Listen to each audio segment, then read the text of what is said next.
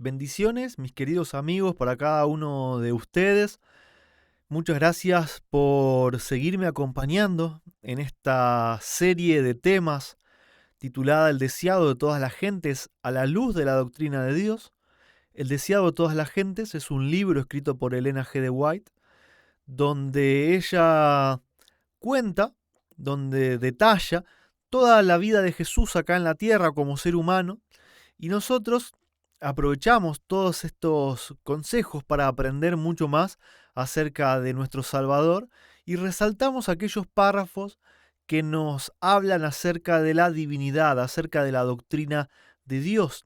Recordamos que Juan 17:3 dice: la vida eterna consiste en conocer al único Dios verdadero y a Jesucristo a quien Él ha enviado. Ese es el objetivo de esta serie y me alegra de poder compartir todas estas bendiciones que recibo a través de la lectura de este libro, poder compartirlo con ustedes a través de estos videos, pero sin dejar de animarlos a que puedan leer el libro, porque la verdad es muy difícil resaltar solo algunos párrafos y dejar afuera otros. Trato de hacerlo lo mejor que puedo para que entre en un tiempo de entre 20 y 30 minutos, pero los animo a que puedan leerlo porque las bendiciones que contiene son tremendas.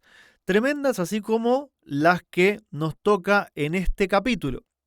Capítulo número, vamos para arriba, capítulo número 56, titulado Dejad a los niños, venid a mí.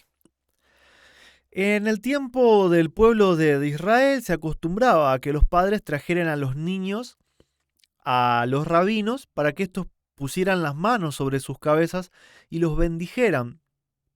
Era un paso más en lo que era la crianza, ¿no es cierto?, de los niños en el temor de Dios.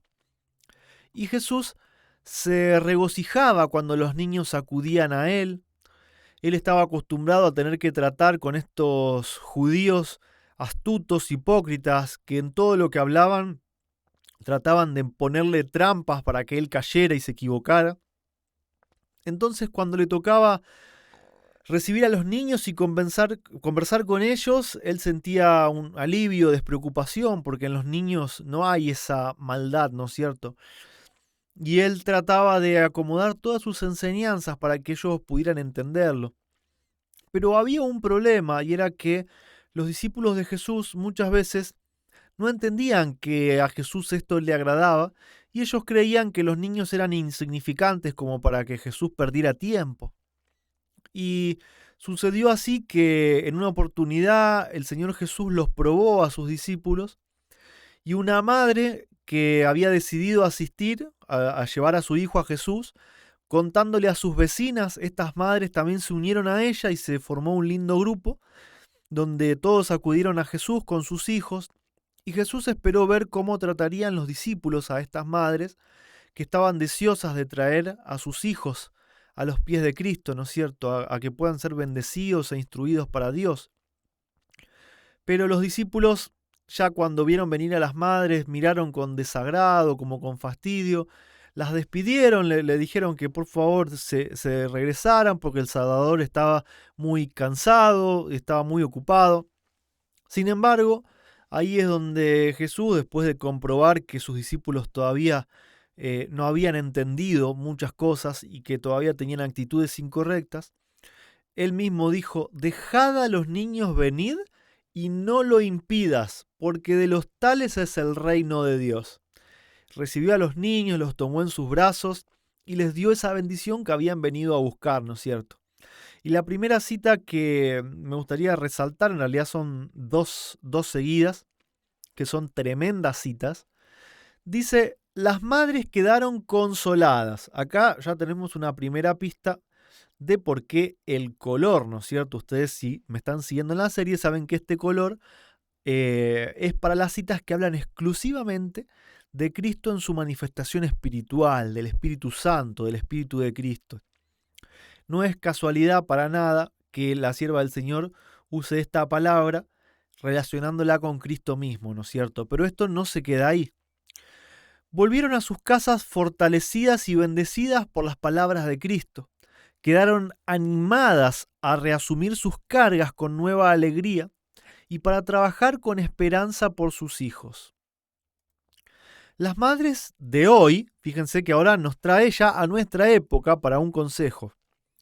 Las madres de hoy han de recibir sus palabras con la misma fe, las palabras de Cristo, ¿no?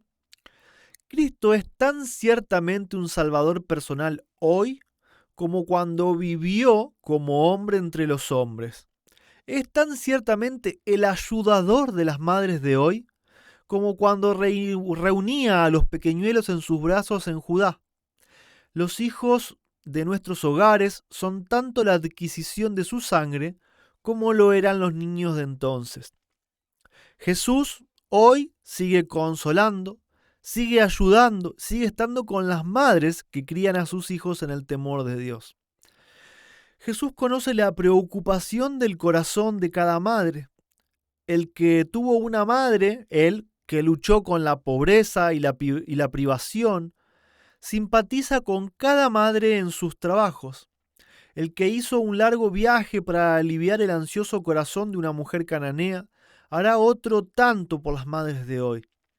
El que devolvió a la viuda de Naín a su hijo, y en su agonía sobre la cruz se acordó de su propia madre, hoy se conmueve Jesús por la tristeza de una madre. En todo pesar y en toda necesidad, hoy Jesús dará consuelo y ayuda. ¿Por qué? Porque Jesús es nuestro consolador, nuestro ayudador. Impactante estas citas, ¿no es cierto? A mí la verdad es que me han gustado muchísimo, me han dado esperanza y me han establecido aún más fuertemente en las convicciones, ¿no? De que Jesús es el consolador. Jesús entiende lo que las madres tienen que trabajar y esforzarse para criar a sus hijos, ¿no? Y el destino de los niños prácticamente depende de la crianza que puedan haber recibido en esos primeros años. Y Jesús sabe que esos niños, los que hoy son niños, o los niños que Él recibió en aquel tiempo, serían en unos años los que lo aceptarían, los que lo recibirían como su redentor, serían los maestros, los pastores, los rabinos, los dirigentes de la iglesia, los predicadores. Entonces por eso era muy importante para Jesús poder darles su bendición y recibirlos, y por eso también debería ser muy importante para nosotros cómo educamos a nuestros hijos, y no solamente estoy hablando de los padres que tenemos hijos, sino que también hablo de una forma muy especial para las iglesias. Muchos de mis amigos y mis conocidos hemos salido de grandes iglesias, de grandes denominaciones, y acostumbramos ahora a reunirnos en hogares, en pequeños grupos de familias. Pero uno de los principales problemas que yo he visto y que he sufrido personalmente por tener hijos es que se concentra mucho el trabajo en los adultos, en que los adultos tengan siempre un predicador, un tema, una lección de escuela sabática, que prácticamente olvidamos a los niños y dejamos de enseñarles la palabra de Dios de una forma en la que ellos puedan comprenderlo. Y esto no debe ser así, no debe pasar. Aunque nos reunamos en pequeños grupos, los niños siempre tienen que tener su espacio donde se les pueda hablar de la palabra de Dios a un nivel que sus mentes puedan entenderlo y poder desarrollar en ellos una espiritualidad acorde a sus años. Que sean pequeños no significa que ellos no puedan entregar su corazón a Jesús y vivir una vida espiritual sana, donde ellos traen sus pecados a Jesús y donde saben pedir perdón por sus pecados. Porque tarde o temprano son los que van a dar frutos en la obra de Dios, ¿no es cierto? Los padres y las madres deben considerar a sus hijos como miembros más jóvenes de la familia del Señor. O sea, los niños no están excluidos de la iglesia. Son parte de la iglesia, son los miembros más jóvenes de la iglesia. A ellos, confiados para que los eduquen para el cielo, ¿sí? Los niños son confiados a sus padres para que los eduquen para el cielo. Las lecciones que nosotros mismos aprendemos de Cristo debemos darlas a nuestros hijos a medida que sus mentes jóvenes puedan recibirlas, revelándoles poco a poco la belleza de los principios del cielo. Así, llega a ser el hogar cristiano una escuela donde los padres sirven como monitores. ¿Qué es un monitor? Es el que mira, ¿no es cierto? El que organiza, es como un preceptor, se diría tal vez acá, ¿no es cierto? Mientras que Cristo es el maestro principal. Y por eso está subrayado en este color. Cristo es el maestro principal de los niños. Hoy, 2021, Cristo es el maestro de los niños y nosotros somos supervisores, ¿sí?, de ellos. Dios nos ha confiado una responsabilidad muy grande en nuestras manos. También esto podría ser un consejo para los maestros de niños que en nuestro pueblo deberían tener un lugar y una actividad específica. Es un don específico el ser maestros de niños y ese don no puede faltar en nuestro pueblo. Sigue diciendo, ¿no es cierto?, la sierva del Señor nos sigue hablando de cómo podemos implementar nuevas formas de criar a nuestros hijos y ella aconseja que les hablemos de la ley de Dios mediante ejemplos que tengan que ver con la naturaleza, con la creación, que esa es una forma muy simple y muy eficaz de que la mente de los niños puedan entender lo que es la ley de Dios. Y fíjense que ella hace referencia a la ley de Dios. Ya desde chiquitos ellos deben saber que hay una ley que nos rige, una ley de amor y de libertad. Deben conocerla y aprender a amarla desde sus años más tiernos, ¿sí? Y también nos cuenta que en esta época, habla de la mayoría de las personas, ¿sí?, la mejor naturaleza de estas personas fue ahogada en la infancia. Y a menos que la luz del amor divino derrita su frío egoísmo, su felicidad quedará arruinada para siempre. Si queremos que nuestros hijos posean el tierno espíritu de Jesús y la simpatía que los ángeles manifiestan por nosotros, debemos estimular los impulsos generosos y amantes de la infancia. Se nos aconseja que seamos como fue Jesús, tierno, sin rasgos violentos o agresivos, salvo en alguna circunstancia donde la Biblia también habla de usar la vara con el niño para que no se desvíe, pero estos son ocasiones muy puntuales donde por ahí los niños cometen errores muy graves o le faltan el respeto a sus padres, pero acá nos está hablando del día a día, ¿sí?, que debemos ser tiernos y que no debemos oír a esas costumbres generales que hablan de que la ternura de un padre a su hijo es debilidad, ¿no?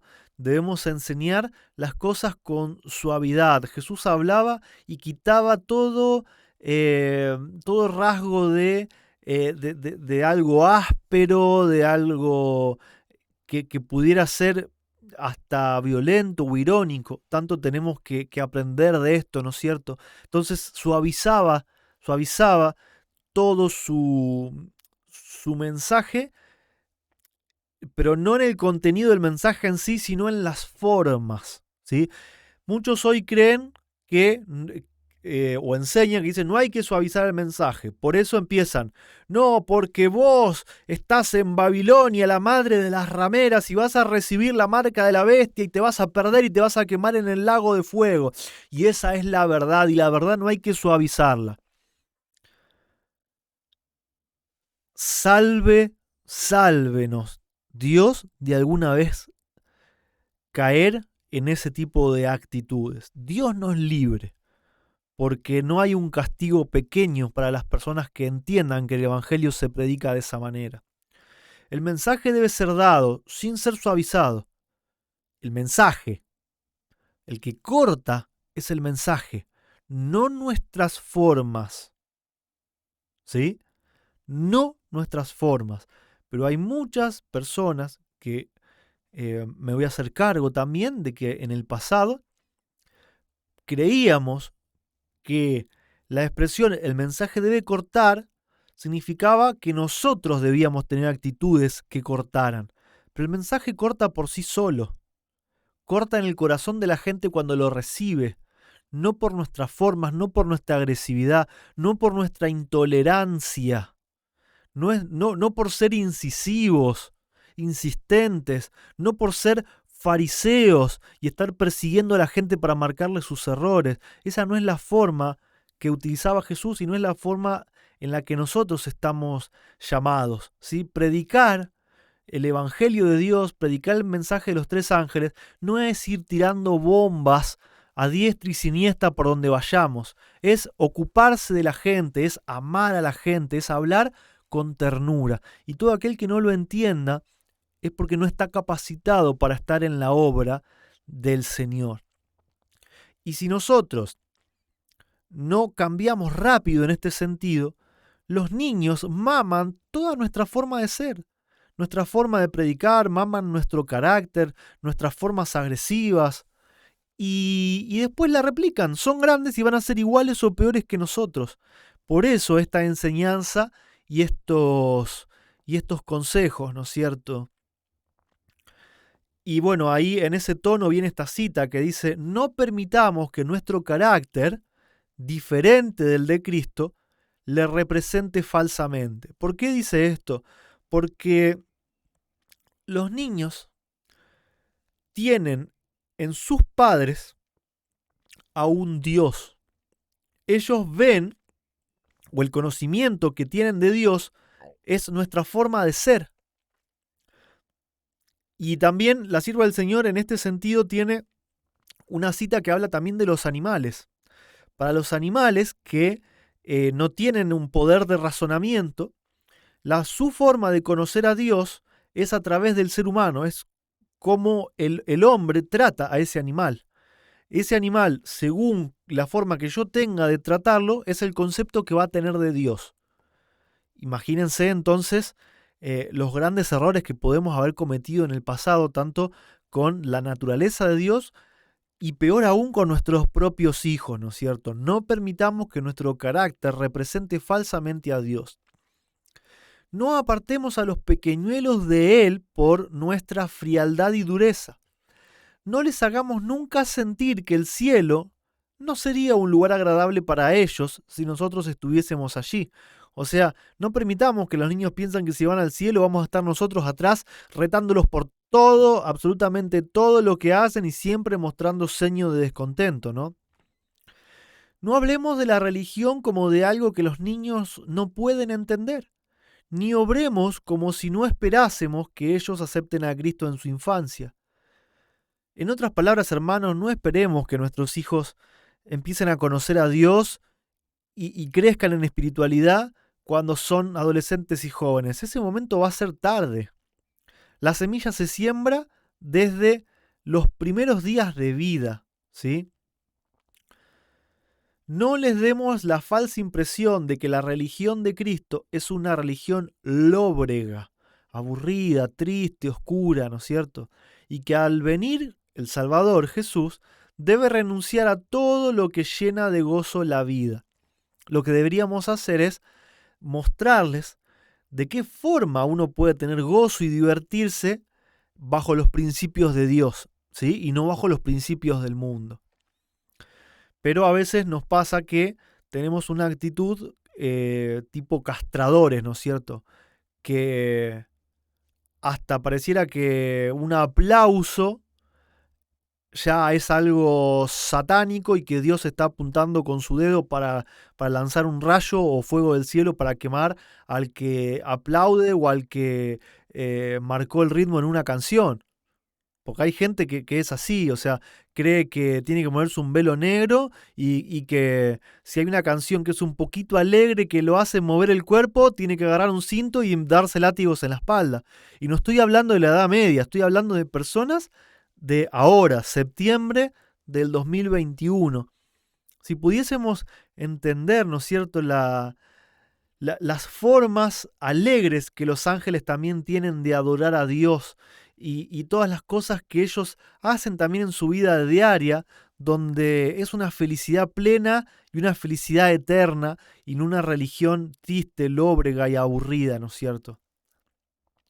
A medida que el Espíritu Santo mueve los corazones de los niños, cooperemos con su obra. Enseñémosles que el Salvador los llama. ¿Cómo? ¿Cómo? A ver, vamos de nuevo, ¿no? A medida que el Espíritu Santo mueve los corazones de los niños, cooperemos con su obra. Enseñémosle que el Salvador los llama. Pero pará, ¿no era que el Espíritu Santo mueve los corazones? ¿Cómo es que ahora el Salvador los llama?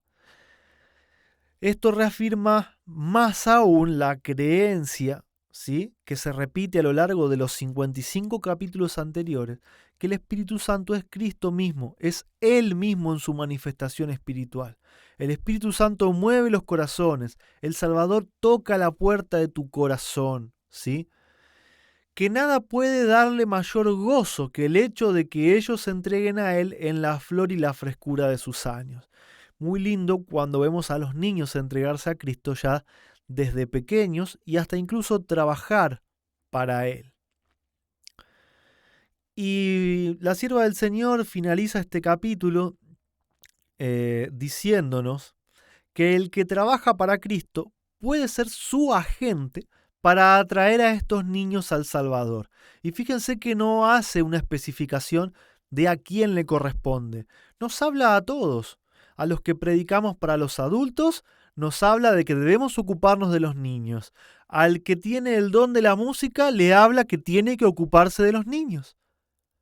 A los que organizan la iglesia y el sábado y los ritos, también les habla que deben ocuparse de los niños. A los que trabajan la tierra y proveen de alimento, también les ordena que deben ocuparse de los niños. Con sabiduría y tacto, puede ligarlos a su corazón, puede darles valor y esperanza, y por la gracia de Cristo puede verlos transformados en carácter, de manera que se pueda decir de ellos, porque de los tales es el reino de los cielos.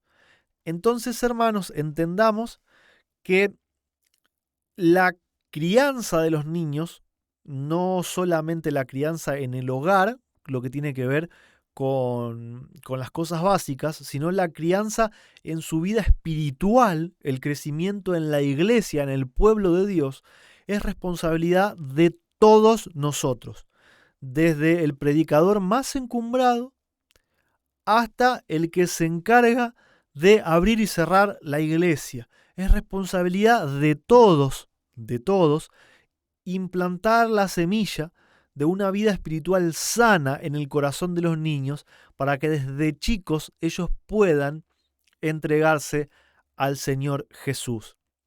No olvidemos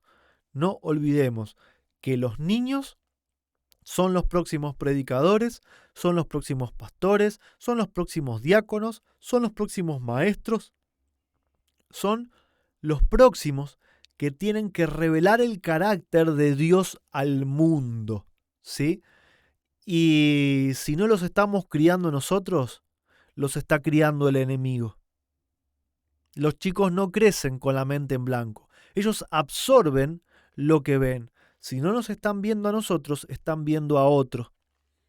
Y también tengamos cuidado de que si nos están viendo a nosotros, como decía la sierva del Señor, de no estar representando falsamente el carácter de Cristo.